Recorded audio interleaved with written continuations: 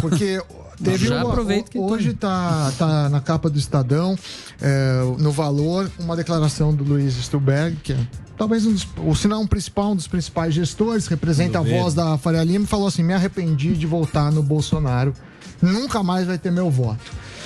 A pauta liberal até agora não andou muito. Eu sei que vocês se consideram liberal na economia e talvez mais conservador nos costumes, mas você me corrige disso. E aí, semana passada teve esse orçamento aí, falamos pouco. O Novo e o PSOL, pelo que eu vi, foram contra. Os outros países, os outros partidos, o PT, o próprio governo, todo mundo a favor. E aí, quais são os riscos disso? E o bolsonarismo, você acha que está perdendo o apoio dos empresários? Bom, sobre liberal na economia e conservador nos costumes, até é bom a gente falar rapidamente sobre isso. Eu sou, sim, liberal na economia e eu acho que o Estado não tem que interferir na vida das pessoas se ela é mais liberal nos costumes e mais conservador nos costumes. Essa é a minha defesa na política. Quanto à questão do arrependimento, como disse o Emílio, se a gente olhar para trás, né, ele está arrependido de votar no Bolsonaro porque tinha do que se arrepender. Se votasse no Haddad, acho que ele já sabia o que ia acontecer e era um desastre de qualquer maneira com aquilo que vinha antes do PT. Então, acho que é importante a gente fazer essa diferença e olhar as coisas em contexto histórico.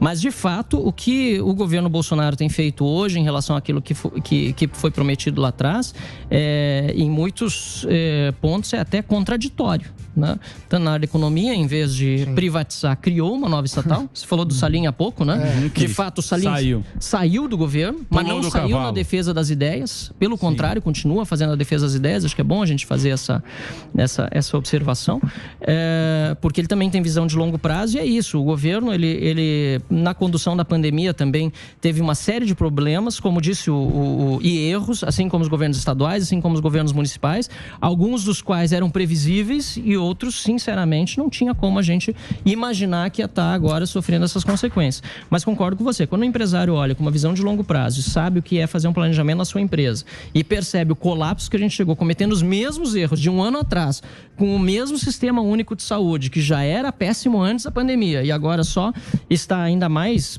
colapsado, a gente começa a perguntar onde os políticos estão na cabeça. E aí vem a notícia do orçamento da União que eu faço esse gancho. O que aconteceu semana passada? Resumo para ele. Aconteceu foi o seguinte: no domingo nós tínhamos um relatório do orçamento que vai lá, era um relatório do orçamento que devia ser aprovado em dezembro. Que já deveria ter sido aprovado no ano passado, não houve comissões instaladas por uma questão de briga política. Nada andou praticamente na Câmara dos Deputados no ano passado, do meio do ano até a eleição do Arthur Lira, porque tudo era eleição para a presidência da Câmara. Nada andou, nem do lado do Arthur Lira, nem do lado do Rodrigo Maia. Ali não tem... O Nhonho guardou tudo ali.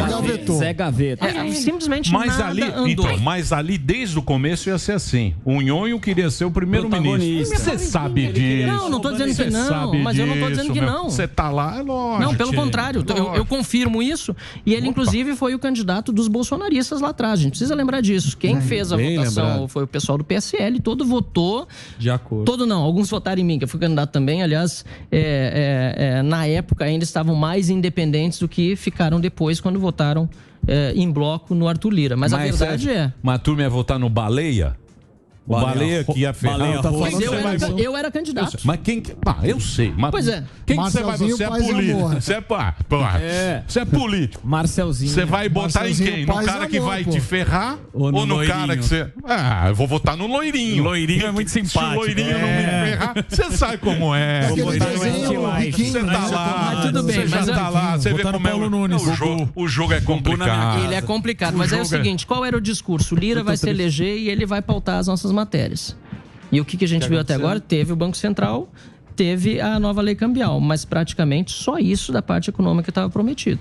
Daí teve a tal da PEC da impunidade, um absurdo, que a gente foi lá e barrou a votação, e os outros problemas que agora estão sendo criados junto com a base do governo, e eu dizia, essa lua de mel não vai durar acho que 60 dias, aí não fecharam 60 dias, a gente já está vendo a complicação. Ô Marcelo, mas eu ia contar a história, então... posso contar a história do orçamento ou não? Sim. Mas pera lá, deixa eu só falar uma coisa para você, que você tocou num ponto importante. Isso eu acho que é bom, porque a gente está meio que... Democracia no Brasil, teve os milico numa época tal, e ninguém ligava. Agora tá meio na moda. Política tá uma coisa meio na moda. É bom o cara ver isso aí também para votar no deputado federal. Sim. Esse cara é muito importante. Vocês veem que aquilo ali que meio que domina a bagaça. Porque o cara pode segurar o legislador, o cara que faz a lei, que são esses caras que estão lá. Agora é o seguinte. Então ficar ligado nisso, não é escolher um nome, escolher uma... Mas o que me deixou assim bastante chocado, até triste com a situação, foi quando no início do ano, antes da eleição, eu era candidato e tinha gente com bandeirinha do Brasil, apoiadores de Bolsonaro, fazendo campanha para Arthur Lira. Gente que eu tinha visto nas ruas defendendo a Operação Lava Jato, apoiando um candidato que é réu na Lava Jato e condenado em segunda instância por improbidade administrativa. Então, quer dizer, é um contrassenso total. Inclusive, teve um cidadão lá, que eu já conhecia antes, não vou citar o nome, sabe quem é, mas que chegou lá, disse que me admirava e tal, e estava com o celular já pronto para tirar a tal da foto. Eu disse, pois é, mas então por que você não está fazendo campanha para minha candidatura à presidência da Câmara e está apoiando? Não, porque o Bolsonaro está precisando desse apoio agora para a presidência da Câmara. Então, foram escolhas que foram feitas, né? Mas você não acha que isso é, por exemplo, a canhota? Os canhoteiros não largam. Os canhoteiros ficaram com o Barba preso ficaram lá em Curitiba. Glaze, a turma tava lá dando bom dia, ele não roubou, os caras presos, tá na cadeia, eles estão lá. Os canhoteiros não se largam. A direita é assim. Cada um por si. A direita é cada um por si. Cada um pela sua direita. Não é bem assim. É sim. É tudo vaidoso. É tudo vaidoso. Direita lá boa, ninguém largou a mão. ruim. Ficou lá, essa turma aí, ó. Eu não vou nem você falar, o Lula é ladrão. Não. O Lula cometeu um erro. O Lula cometeu erro. E agora está provado que ele não é criminoso. Criminoso que vem de erro, né? Então, tem que... Eu sei. Mas o pessoal, o cara faz. Os caras documentam assim. Não tem isso aí, não tem essa divisão.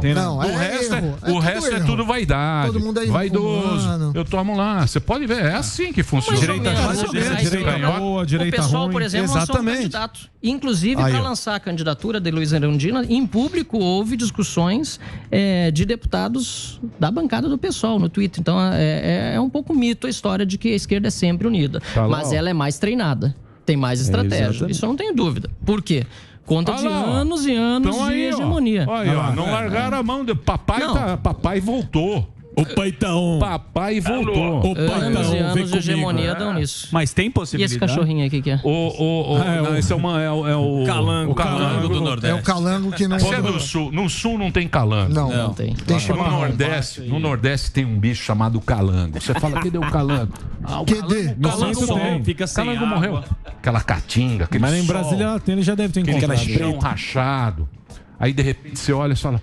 Ele voltou. Tá morto.